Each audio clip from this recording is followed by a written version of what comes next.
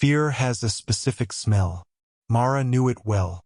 It tasted like stale copper and cheap mints, the exact scent lingering on Vince's breath as he backed her against the service station. He thought he had the upper hand, cornering her during the dinner rush in a place where she had to keep smiling. He was wrong.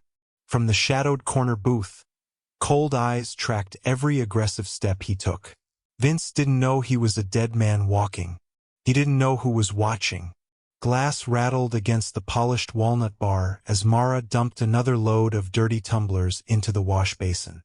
Her feet ached, a deep throbbing pulse that radiated from her worn-out insoles all the way up to her lower back. It was 11:15 on a rainy Thursday night, and the ambient hum of the Ember Room was slowly dying down. The piano player had packed up an hour ago, leaving only the low, sultry bass line of a recorded track to fill the dimly lit space. Mara leaned against the edge of the bar, allowing herself a 5-second reprieve to close her eyes and breathe in the scent of aged bourbon, melted wax, and lemon polish. This place was her sanctuary. It wasn't perfect, the hours were brutal and the management was demanding, but it was safe.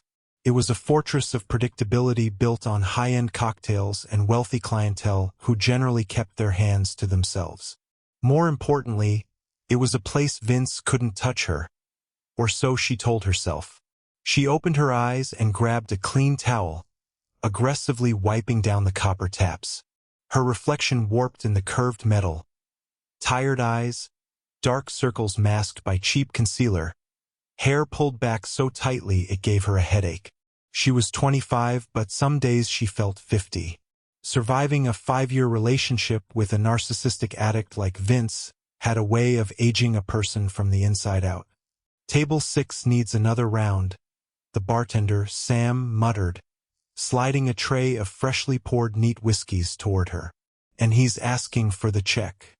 Mara glanced toward the back of the room, the corner booth perpetually shrouded in heavy shadow cast by velvet drapes. Sitting there was Damon Cross. He was a regular, though regular felt like a flimsy word for a man who seemed to command the very air in the room.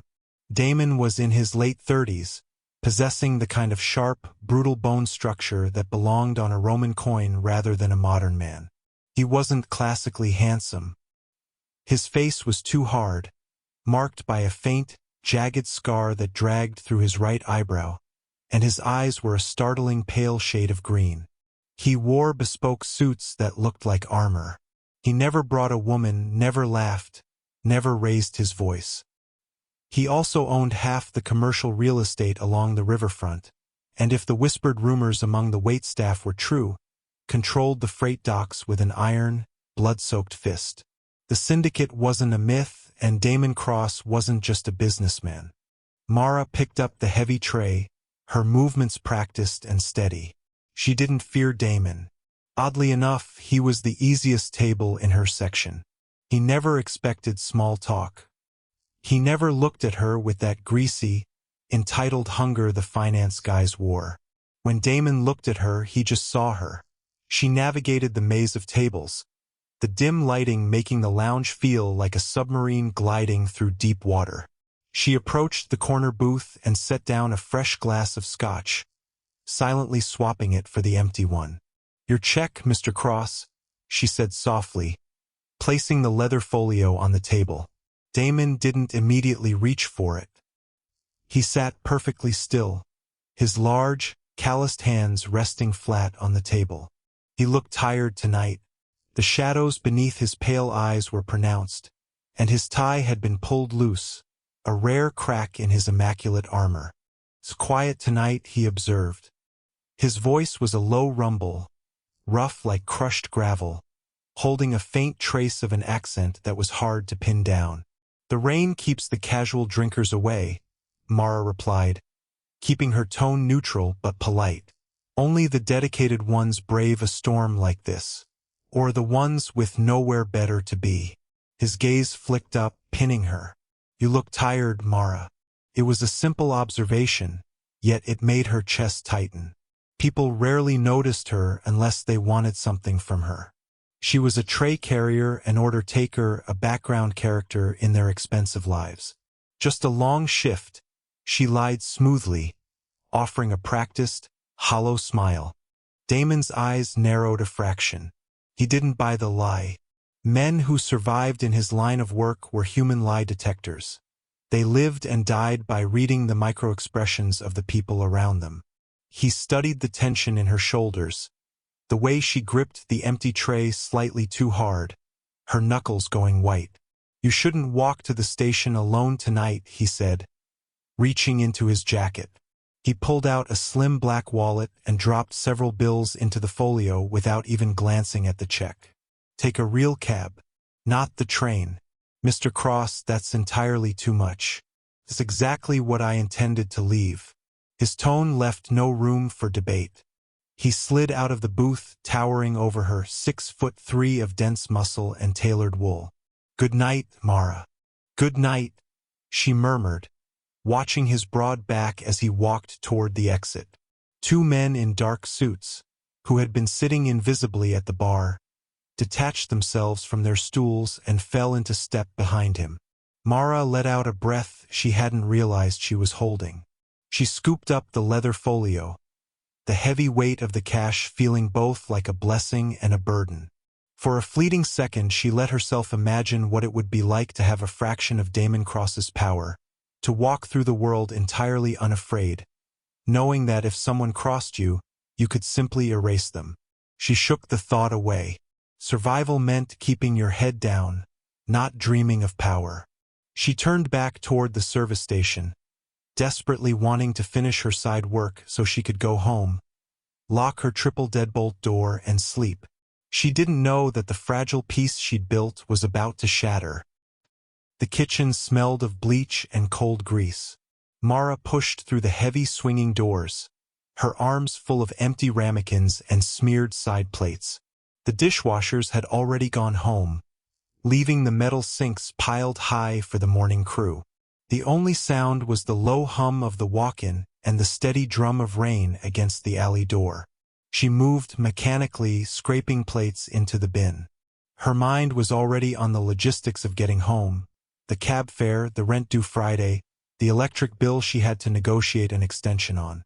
The math was a constant, exhausting ticker tape running behind her eyes. A sharp metallic clatter broke her concentration. Mara froze.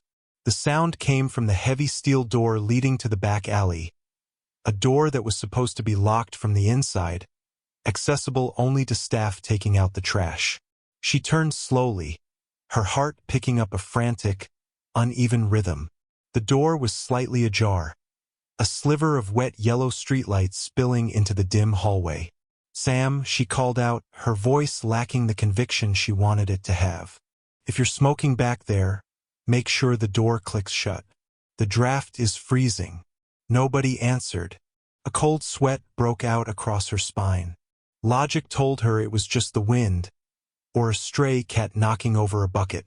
Instinct, honed by years of anticipating violence, screamed at her to run back into the dining room. Before she could take a step, the heavy door groaned open, revealing the silhouette of a man stepping out of the rain. Mara's lungs seized. She stopped breathing entirely.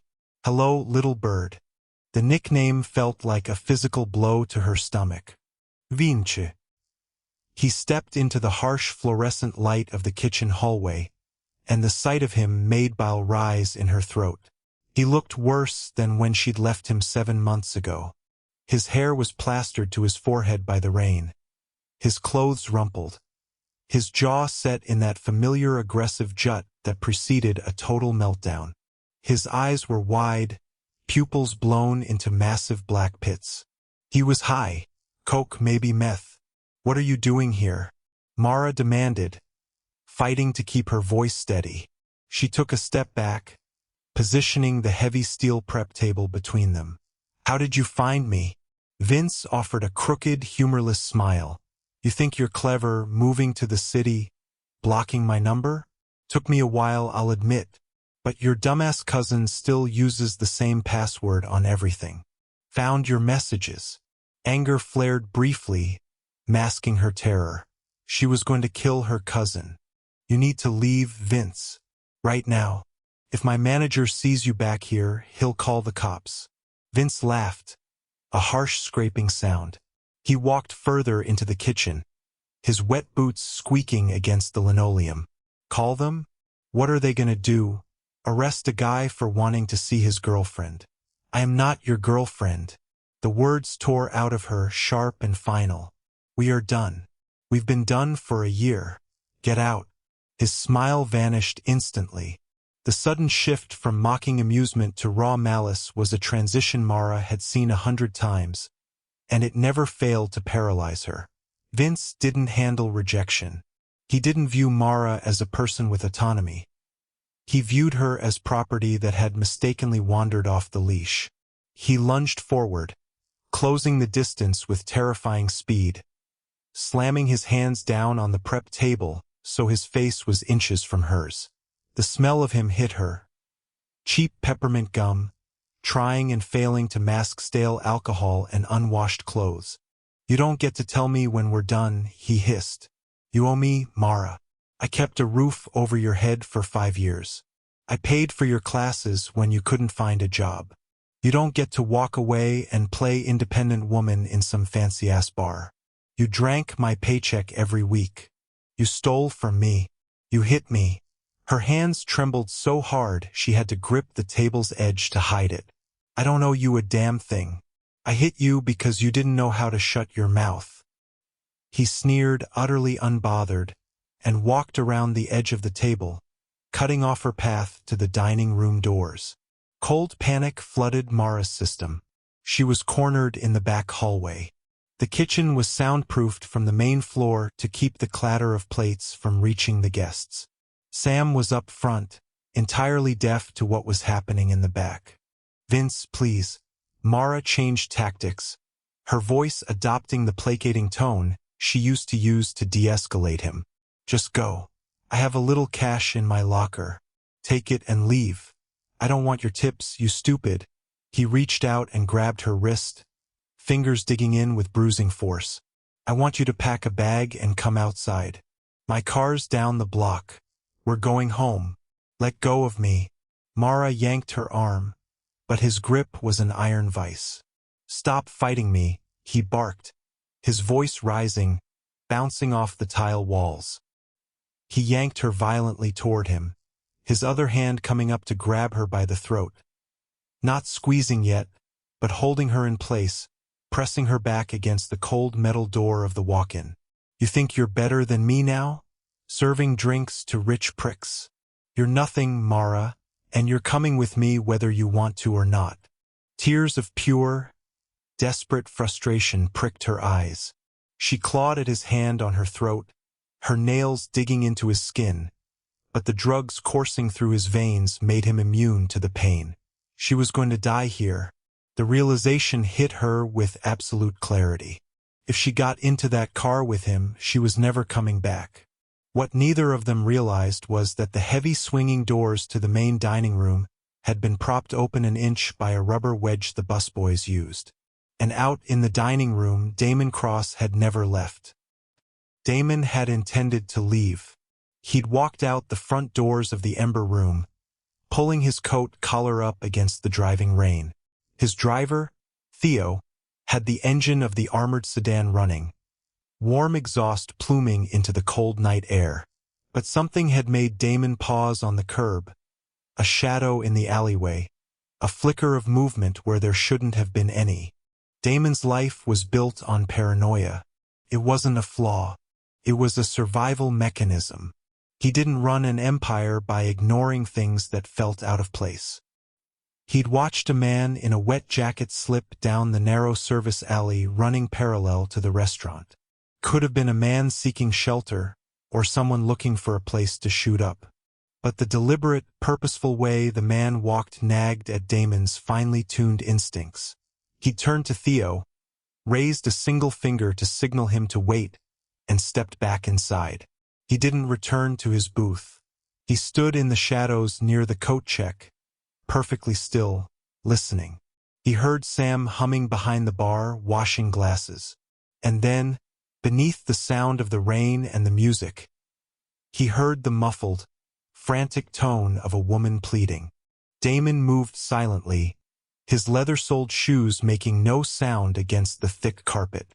He approached the kitchen doors and peered through the 1-inch gap left by the doorstop. His pale green eyes locked onto the scene in the hallway. He saw Mara, her back pressed hard against the walk-in, her face twisted in terror. And he saw the man, scruffy and erratic, his hand wrapped around her throat, pinning her in place. Damon did not feel anger in the traditional sense. Anger was a messy, loud emotion that clouded judgment. What Damon felt was a sudden, absolute drop in internal temperature. A cold, clinical fury that slowed his heart rate and sharpened his vision to a razor's clarity. He knew men like the one holding Mara. The world was infested with them. Weak, pathetic creatures who used violence to control the only things they could. Damon was a violent man. Yes, he had ordered men killed, had ended lives with his own hands. But his violence was business. It was power, strategy, necessity. He did not terrorize the defenseless. He despised men who fed on the weak. And on a much more primal level, Damon recognized something else. Mara belonged to his sanctuary. She was a quiet, enduring presence in his chaotic world. This junkie was desecrating Damon's peace. Inside the hallway, Vince was losing control. "I said we're leaving," he screamed, pulling his hand back as if to strike her across the face. Mara squeezed her eyes shut, turning her head away, bracing for the impact.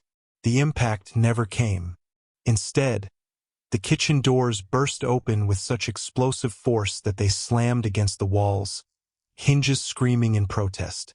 Vince froze, his hand still suspended in the air, and whipped his head around. Damon Cross stood in the doorway. He hadn't rushed. He hadn't drawn a weapon.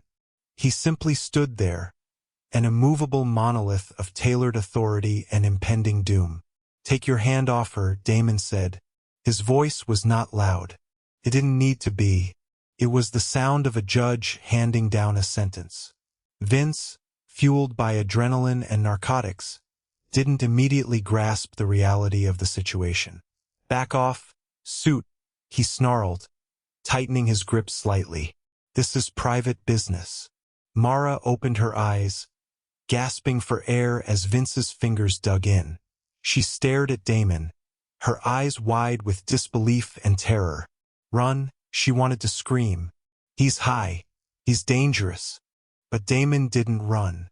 A slow, chilling smile touched the corner of his mouth. A smile completely devoid of humor. "You have exactly 3 seconds to remove your hand from her neck," he said, taking a slow, deliberate step into the kitchen. "If you do not, I am going to break your arm in 3 places, and then I am going to remove your teeth." One by one, the sheer detached sincerity in Damon's voice penetrated even the thick haze of Vince's high. The bravado began to leak out of him.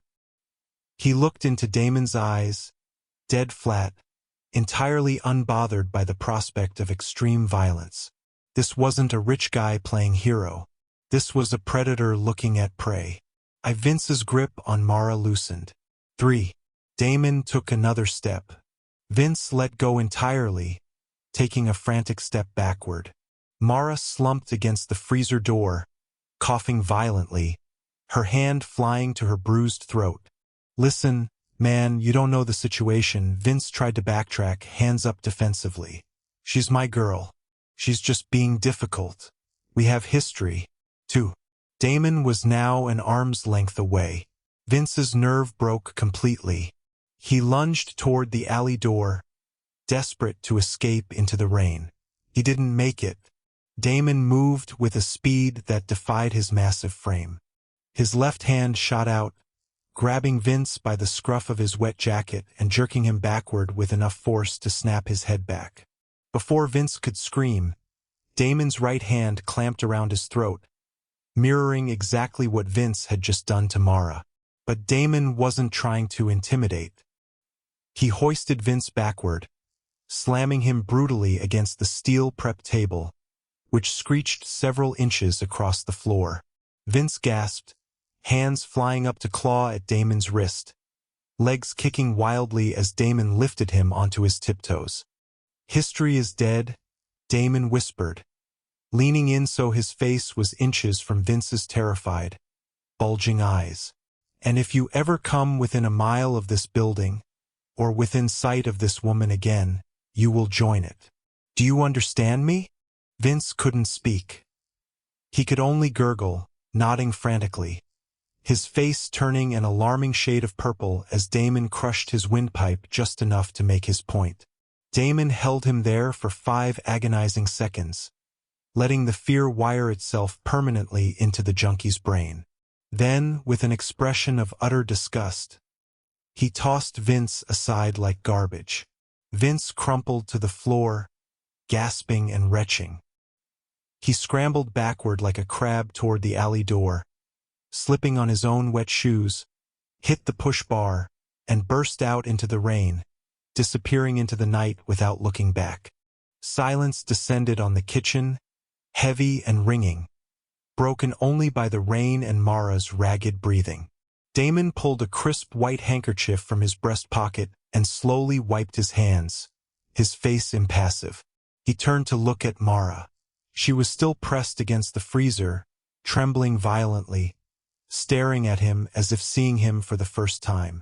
The quiet, polite man who tipped well and drank neat whiskey was gone. In his place was a monster of the underworld. Damon didn't offer her a platitude. He didn't tell her it would be okay. He simply looked at the red, angry marks beginning to form on her throat. "Get your coat, Mara," he said, his voice returning to its normal low gravel. "What?" she whispered. "Your shift is over." His pale eyes locked onto hers with an intensity that made her shiver. "You are not taking a cab tonight. I am taking you home." Adrenaline is a liar. It tricks the body into believing it's fast, strong, and capable of outrunning absolute disaster, right up until it evaporates and drops you onto the cold, hard floor of reality. Mara felt the crash the moment she stepped out the back door of the Ember Room. Her legs felt like wet paper. She clutched her cheap winter coat tightly around her shoulders, the fabric doing nothing to ward off the damp chill of the night. A sleek black sedan sat idling at the curb, an imposing steel beast out of place next to the rusted-out cars lining the street. Theo, broad-shouldered with a neck like a telephone pole, stood holding the rear door open. The rain pelted his dark suit, but he didn't so much as blink. Mara hesitated on the pavement. Every survival instinct told her not to get into a vehicle with Damon Cross. He'd just nearly crushed a man's windpipe with the casual ease of someone swiping a fly off a table. The police would call Vince a domestic disturbance. They'd call Damon a localized terror threat. "Get in, Mara." Damon was already seated inside, swallowed by the shadows of the back seat. He wasn't looking at her. He was staring at the partition, his profile sharp and unreadable. She swallowed hard, wincing as a sharp spike of pain radiated down her throat. Vince's fingerprints were going to leave a map of bruises by morning.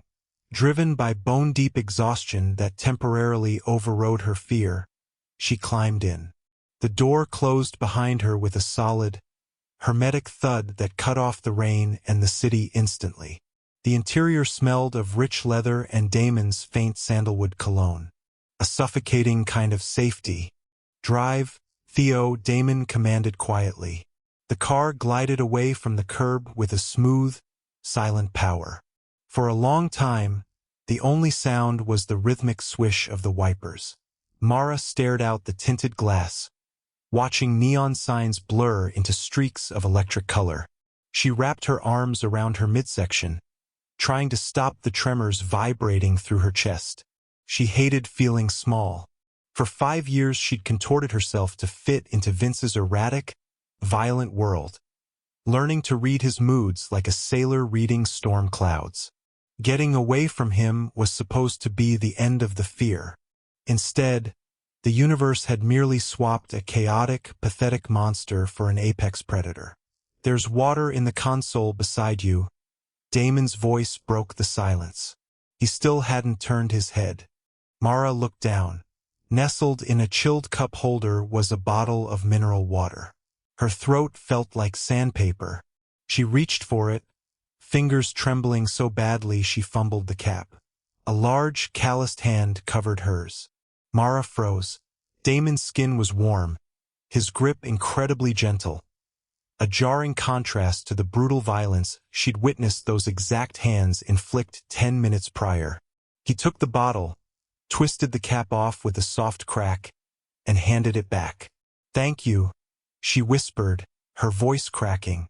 Damon finally turned to look at her.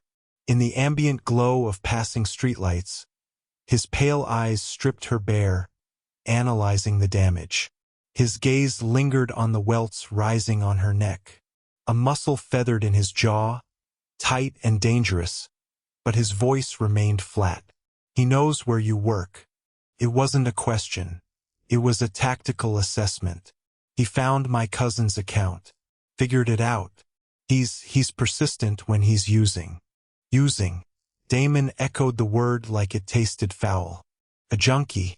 It doesn't matter." "It doesn't matter," Mara said desperately, trying to project a toughness she didn't possess. "I'll talk to my manager tomorrow, swap to the day shift. The kitchen's locked then. I just need to be more careful." Damon let out a low, cynical scoff. "Careful doesn't stop men like that, Mara. A locked door just makes them break a window. He believes he owns you.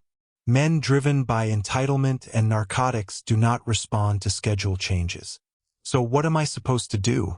The frustration finally bubbled over, cracking her polite facade. She turned to glare at him, eyes bright with unshed tears of rage. "I can't afford to move. I can't quit my job. I just have to survive it. Nobody survives forever on defense." Damon replied calmly, entirely unfazed by her outburst.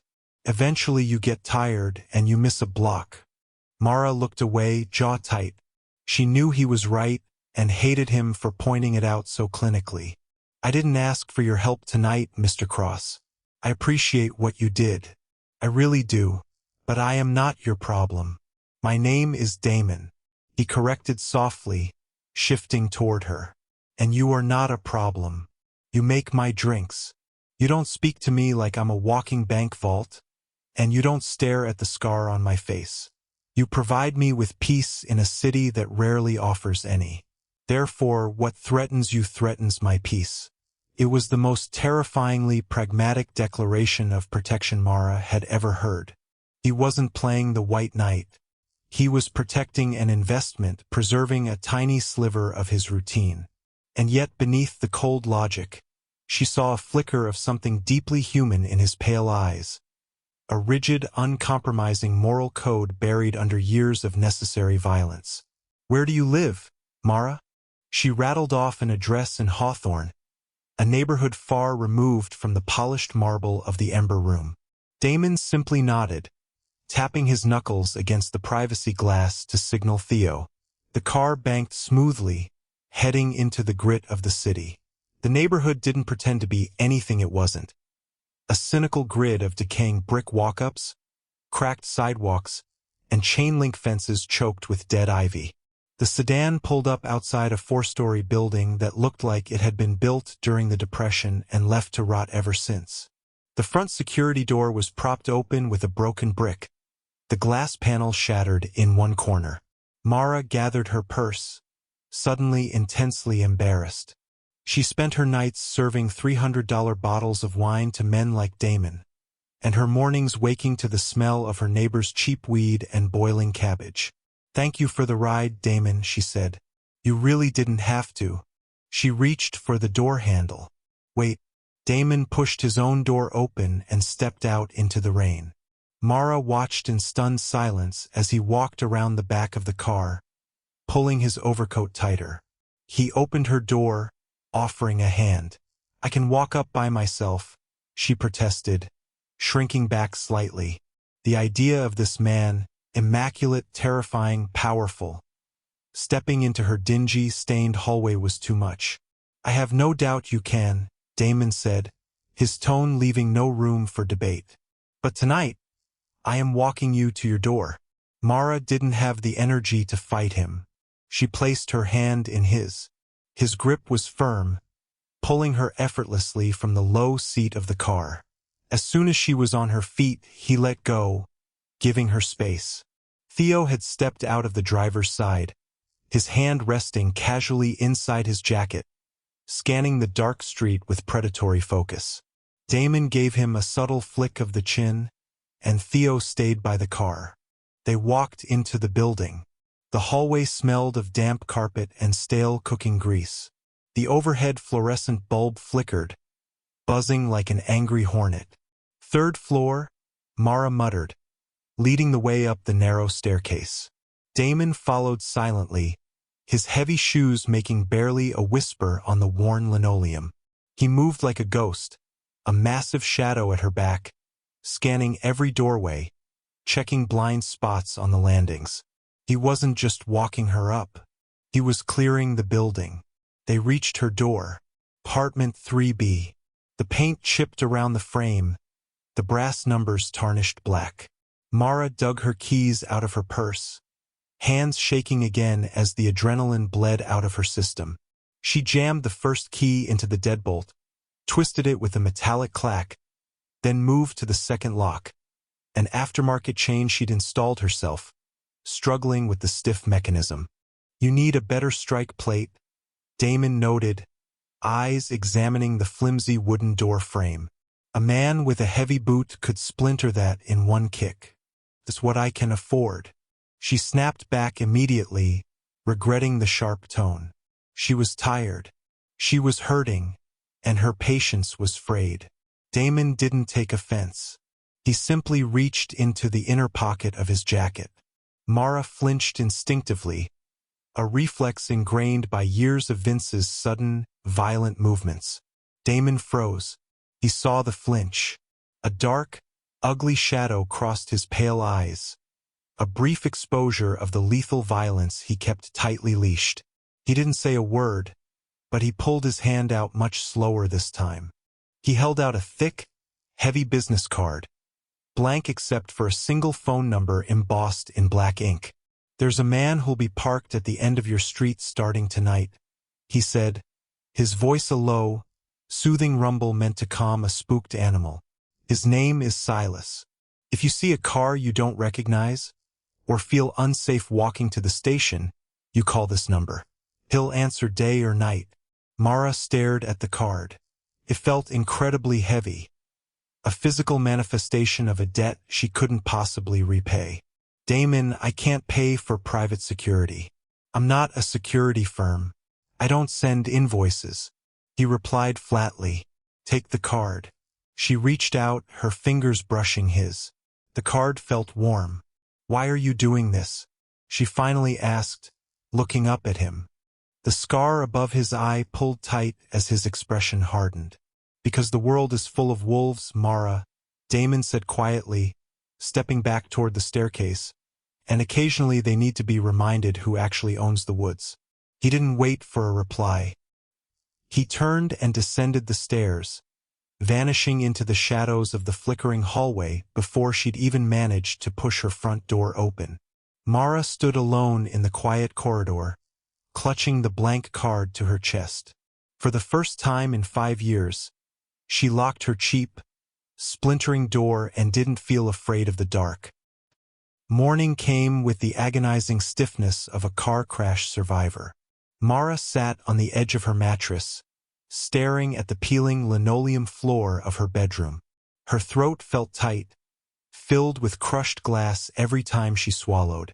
When she finally forced herself to stand and walk to the tiny, rust-stained bathroom sink, the mirror confirmed what her body already knew. The bruises were spectacular. A violent, mottled collar of plum and sickly yellow around her windpipe. Vince's thumbprints were perfectly preserved on either side of her larynx. Mara opened her makeup bag and spent 20 minutes aggressively layering foundation over her neck, blending until her skin looked like a mannequin's. It didn't hide the swelling, but it muted the screaming colors enough to pass a casual glance. She threw on a high-necked black sweater, grabbed her bag, and locked her door, double-checking the deadbolt and the flimsy chain Damon had criticized. She walked down the stairwell, senses dialed up to an exhausting, paranoid maximum. Every creak of the floorboards made her heart stutter. She pushed through the heavy front door and stepped out into the freezing, overcast morning. A plain charcoal sedan was parked directly across the street, idling silently near a busted fire hydrant. Mara stopped on the bottom step. She couldn't see through the tinted windows, but the vehicle emanated a quiet, watchful authority. It didn't belong in Hawthorne. It was too clean, too deliberate. The engine gave a low, subtle rev, not aggressive, just an acknowledgement. "I see you, Silas." Damon hadn't been exaggerating. He'd essentially stationed a permanent sentry outside her apartment. Mara pulled her collar up and started walking toward the subway. The gray sedan smoothly pulled away from the curb, keeping a sluggish pace about 30 yards behind her. It didn't crowd her, but it never let her out of its sight. She pulled her phone out. The screen was littered with notifications, 40-something missed calls, a dozen voicemails, all from unknown numbers. She pressed the phone to her ear, listening to the first message. "Mara, pick up the phone." I'm sorry. Okay. "I was messed up last night. You know how I get when I'm stressed. That guy, you think he cares about you? You're a joke to him. Pick up the damn phone or I swear to God." She deleted it before it could finish. The next three were exactly the same. A nauseating pendulum swing between tearful apologies and venomous threats. The classic cycle of a cornered abuser. Vince was humiliated, his ego fractured by a man who treated him like an insect. And because Vince could never punish Damon, he was going to funnel all that destructive rage directly at Mara. She spent her day shift at the Ember Room in a state of hypervigilant exhaustion. Sam gave her a long look when she clocked in, his eyes lingering on the high collar of her sweater, but he had the decency not to ask. In the restaurant industry, people generally minded their own business when it came to visible trauma. Damon did not come in that night. Mara caught herself glancing at the dark corner booth every time the front doors opened. She hated the sharp pang of disappointment she felt when it was just another group of loud brokers. She was confusing a mobster with a guardian angel, a dangerous psychological trap born of sheer desperation. Damon wasn't her friend. He was a man who demanded absolute order in his environment, and Vince had disrupted it. That was all. When her shift ended at 11, she walked out the back door, her hand tightly gripping the pepper spray in her pocket. She didn't need it.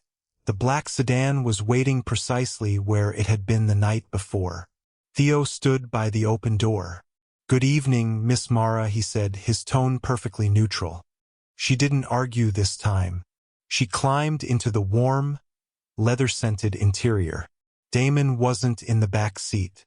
She rode home in absolute, insulated silence, the charcoal sedan picking up the trail the moment the car dropped her off at her building.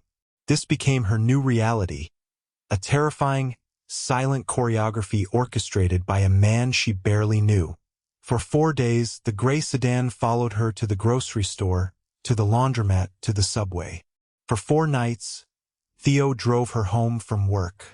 And for 4 days, Vince's voicemails grew increasingly unhinged, spiraling from desperate begging to promises of extreme, localized violence. The invisible net was holding, but Mara knew Vince. He wasn't rational, and he wouldn't simply fade away. He was a scavenger circling a fence, looking for a weak point. He found it on a Tuesday afternoon. Rain had been falling steadily since dawn, turning the streets of Hawthorne into gray, freezing sludge. Mara had run out of clean uniforms. The small laundromat 2 blocks from her apartment was a depressing, fluorescent-lit box filled with broken machines and the smell of industrial bleach. She'd purposefully left her phone in the apartment, desperate for an hour of silence away from the constant barrage of Vince's calls. She loaded her clothes into a rusted washer, dumped in cheap powder detergent, and sat down on a cracked plastic chair facing the large front window. The charcoal sedan was parked across the street, wipers swishing rhythmically. It offered a bizarre, comforting anchor. Mara pulled a battered paperback from her bag, trying to lose herself in the words. She didn't notice the back door of the laundromat propping open. The building had a rear exit that led into an alley filled with overflowing dumpsters, a door meant strictly for the owner to haul out trash. It was out of sight from the front window, out of sight from the street, out of sight from Silas. Thought you could just hide behind your new friends forever, didn't you? The voice was a rusty, grating whisper. Mara's blood turned to ice water. She snapped her head up. Vince stood at the end of the aisle of washers. He looked horrific. His clothes were soaked, plastered to his gaunt frame. His face was pale, his eyes sunken deep into their sockets, burning with a feverish, drug-fueled mania. His left arm shook uncontrollably, his hand clutching a dirty orange-handled box cutter. The blade pushed out, gleaming dully under the buzzing lights. Mara shot to her feet, dropping her book. She backed up against the vibrating washing machine, her chest heaving. "Vince," she managed to say, her voice trembling. "Put that away. People are going to see you. Nobody's looking," he hissed, taking a frantic, jerky step forward. "Your little bodyguard out there's watching the front door like an idiot. He didn't see me cross the alley roofs." He smiled. A gruesome, hollow expression, utterly detached from reality, riding a high that made him feel invincible. "You ruined my life, Mara. You think you can just walk away and replace me with some suit? I kept you off the streets.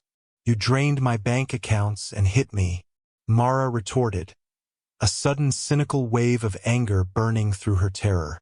She was so unbelievably tired of this pathetic man holding her life hostage. "You're a junkie, Vince. You ruined your own life." The truth hit him like a physical blow. His face twisted into a mask of pure, murderous rage. He lunged, closing the distance in a split second, raising the box cutter toward her face. Mara screamed, throwing her arms up to protect her head, bracing for the burning slice of the blade. A sharp, deafening crack echoed through the narrow aisle. Vince stopped dead. His momentum carried him forward a half step, but his body had instantly gone rigid. The box cutter slipped from his fingers, clattering onto the dirty linoleum. He gasped, a wet, choking sound, and slumped sideways, collapsing against a dryer before sliding down to the floor. Mara lowered her arms, breath trapped in her lungs. A man stood directly behind where Vince had just been. He held a suppressed handgun, the dark metal still leveled at the floor. He wore a dark waterproof jacket and a plain black baseball cap. His face was entirely unmemorable, the kind of face you'd forget 5 seconds after passing him on the street. It was the driver of the gray sedan. It was Silas. He didn't look at Vince. He looked at Mara, his eyes calm and entirely devoid of adrenaline. He lowered the weapon smoothly, slipping it inside his jacket in one practiced motion. "Are you injured, Mara?" he asked, his voice flat, carrying a mild accent. Mara couldn't speak. She looked down at Vince. He wasn't dead. He was clutching his right thigh, eyes wide with shock so profound it had overridden his pain. Blood was pooling rapidly beneath him, stark crimson against the white floor tiles. "You shot him," she stammered, her knees finally giving out. She slid down the front of the washing machine, hitting the floor hard. "He presented a lethal threat," Silas stated factually, as if reading a weather report. He stepped over Vince's twitching body and knelt beside Mara, producing a clean white cloth from his pocket. He came through the roof access of the adjoining building. It was a blind spot, I apologize for the delay. Vince began to scream, a high, ragged sound of absolute agony. He thrashed weakly on the floor. Help, somebody call a cop. He shot me. Silas didn't even turn his head. The owner of this establishment is currently taking an extended coffee break, he told Mara quietly. The cameras were disconnected 20 minutes ago. The police are not coming. Mara stared at him, the horrifying reality of his words sinking in. This wasn't a reactionary self-defense shooting. This was a completely managed environment. Damon's organization didn't just react to threats. They isolated them, controlled the variables, and executed a solution. What are you going to do to him? Mara whispered, eyes darting to Vince, who was now sobbing hysterically, the bravado completely drained from his broken body. Silas stood up, adjusting his jacket. Two more men walked through the back door of the laundromat. They wore heavy work boots and dark clothes, moving with silent, terrifying efficiency, immediately grabbing Vince by his arms and dragging him toward the back exit. Vince tried to scream again, but one of the men clamped a heavy gloved hand over his mouth, stifling the sound into a muffled whimper. Mr. Cross requested that this specific problem be permanently relocated, Silas said smoothly. He will receive medical attention for the leg. After that, he'll be placed on a commercial fishing vessel operating out of international waters off the northern coast. He'll have a job. He will not have a phone. He will never return to the city. Mara sat on the floor of the laundromat, listening to the back door click shut. The heavy, metallic finality of the sound echoed in her chest. Vince was gone just like that, erased from the board by a man sitting in a leather booth miles away. She should have been horrified. She should have been screaming for the police, terrified of the men who had just kidnapped her ex-boyfriend in broad daylight. But as Mara looked at the smeared trail of blood leading out the back door, the only emotion that surfaced was a dark, overwhelming wave of relief. The wolf was gone. But as she looked up at Silas, calmly mopping up the blood with industrial bleach, she realized the terrifying truth. She was now deeply, inextricably indebted to the apex predator. The silence in Mara's apartment was absolute. For the first time in 5 years, her phone did not buzz. No frantic voicemails. No text messages alternating between suicidal threats and furious demands. Vince was simply gone. A ghost exiled to freezing northern waters. She sat on her faded couch, staring at the blank wall opposite her. The sheer terrifying efficiency of Damon's world had reorganized her reality in a matter of minutes. The blood on the laundromat floor had been bleached away. The cameras remained mysteriously corrupted. The police were never called. It was as if Vince had simply ceased to exist the moment he crossed Damon Cross. Mara expected to feel a crushing wave of guilt. She had watched a man get shot. She had stood by while he was dragged away to essentially become a slave on a fishing trawler. Society dictated she should be traumatized. But as she sat in the quiet apartment, breathing in the scent of her own cheap vanilla candles, the only thing she felt was an incredibly dark, profound sense of peace. She was free, and she owed that freedom to a monster. 3 days later, Mara tied her black apron around her waist and stepped onto the floor of the Ember Room. The bruises on her throat had faded to a sickly yellow, easily hidden by a silk scarf she'd bought from a thrift store. Sam gave her a brief nod from behind the bar, sliding a fresh tray of polished glasses toward her station. She worked the floor with a strange new lightness in her step. The crushing anxiety that usually sat heavily on her chest was gone. She didn't flinch when the front door opened. She didn't scan the alleyway when she dumped the garbage. She knew with absolute certainty that nothing in the dark could touch her anymore. The biggest, most dangerous thing in the shadows was already watching her back. At 10:30, the heavy oak doors opened, and the ambient temperature of the room seemed to drop. Damon walked in. He wore a charcoal 3-piece suit, his overcoat draped over one arm. He looked exactly as he always did, an immovable monolith of tailored violence. He bypassed the hostess stand and moved directly to his corner booth. Theo and another man Mara didn't recognize took up their positions at the bar, nursing sparkling waters, eyes scanning the room. Mara picked up a crystal tumbler and the bottle of scotch. Her hands were perfectly steady. She navigated the dimly lit maze of tables and approached his booth. She didn't place the folio down. She simply set the glass on the table and poured, the heavy scent of peat and oak filling the space between them. "I didn't expect you back so soon," Mara said quietly. Damon looked up. His pale eyes flicked to the silk scarf at her throat, lingering for a fraction of a second before meeting her gaze. Business in the city concluded faster than anticipated. The port negotiations were agreeable. Mara knew enough about his world now to know that agreeable likely meant someone else had bled. She set the bottle down on her tray. She didn't walk away. She stood her ground, fingers gripping the edge of the silver platter.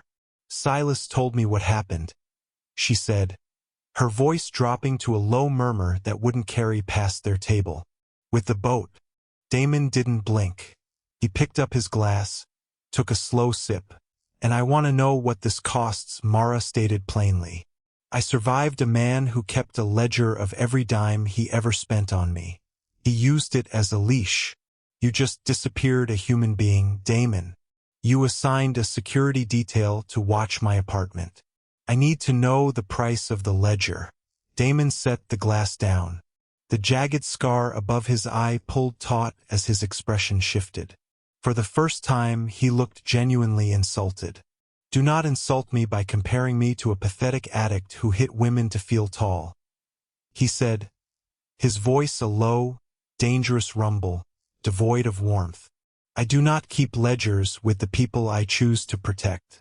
Nobody does something like that for free," Mara countered, refusing to back down. The cynical armor that had kept her alive demanded a logical explanation. "You are looking at this through the lens of a victim," Damon replied coldly. "Stop it. I am a man who demands absolute control over my environment. My environment includes this lounge. It includes the peace I find when I sit in this booth. That junkie was a chaotic variable.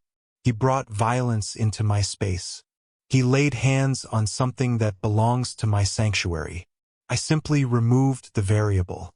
He leaned back against the leather booth, his massive frame radiating quiet authority. "You owe me nothing, Mara.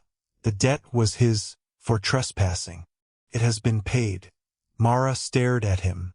She looked past the terrifying reputation, past the bespoke suit and the blood money that paid for it. She saw a man deeply isolated by his own power, fiercely guarding the few quiet corners of his life. He hadn't saved her to own her. He'd saved her because he couldn't stand the sight of weakness being exploited. "Thank you," she finally whispered, the fight draining out of her. Damon's hard expression softened just a fraction. It was the equivalent of a beaming smile from any other man. "Take the scarf off, Mara." She hesitated, her hand rising to her throat. "The bruises are still ugly," he repeated softly. "You have no reason to hide the marks of a battle you survived. Let them see it. Let them know you are still standing." Slowly, Mara unwound the silk fabric. The mottled yellow and brown fingerprints were stark against her pale skin in the dim lounge lighting. She felt exposed, vulnerable. But as Damon looked at her, she didn't feel weak. She felt seen. "Bring me the check," Damon murmured, picking up his glass again. "And put away the pepper spray. You won't be needing it anymore." 6 months later, the winter had finally broken, surrendering to the humid, heavy heat of a summer downtown. The Ember Room remained unchanged, still a fortress of polished brass and expensive liquor, a place where the city's elite came to hide from the noise. But Mara had changed. She moved through the tables with a quiet, undeniable confidence. The exhaustion that used to hollow out her eyes was gone. She had negotiated a raise with her manager, a conversation she never would have had the spine for a year ago. When the finance guys got too loud or too familiar, she didn't shrink back. She corrected them with a cold, flat stare that instantly shut them down. She had learned how to command her own space. She had learned it by watching a master. It was a Tuesday night. The rain hammered against the front windows, a torrential summer downpour that had cleared the streets. The lounge was nearly empty. Mara wiped down the service station, listening to the soft jazz playing through the overhead speakers. She glanced toward the back of the room. Damon was there. He was always there on Tuesdays. He was reading a leather-bound ledger, a pair of reading glasses perched on the bridge of his nose, a rare concession to age that made him look oddly academic. Theo sat at the bar, silently eating a bowl of mixed nuts. Mara picked up the bottle of scotch and 2 glasses. She walked over to the corner booth. Damon didn't look up as she approached, but he closed the ledger, pushing it aside. Mara didn't hand him the bill. She set the 2 glasses down on the table and poured a neat measure into both. Damon finally looked up, raising an eyebrow at the second glass. "Sam said I could take my break," Mara said, her tone casual, though her heart beat a slightly faster rhythm. She didn't wait for an invitation. She slid into the leather booth, sitting opposite him. For a long moment, Damon just looked at her.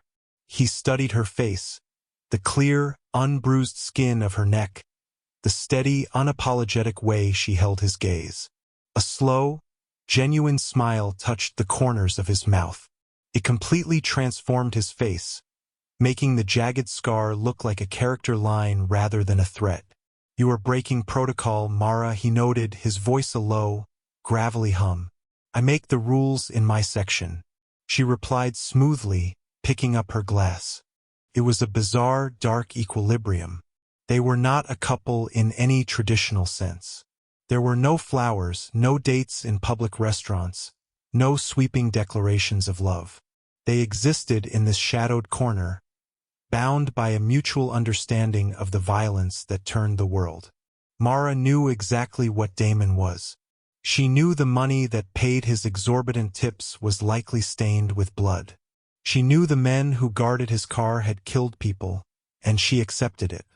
She had learned the hard way that the good men of the world could be covert monsters hiding their abuse behind closed doors and charming smiles. Vince had been a normal guy. Damon was a known devil, and given the choice, Mara found she infinitely preferred the devil who kept his promises. Damon picked up his glass, tapping it gently against hers.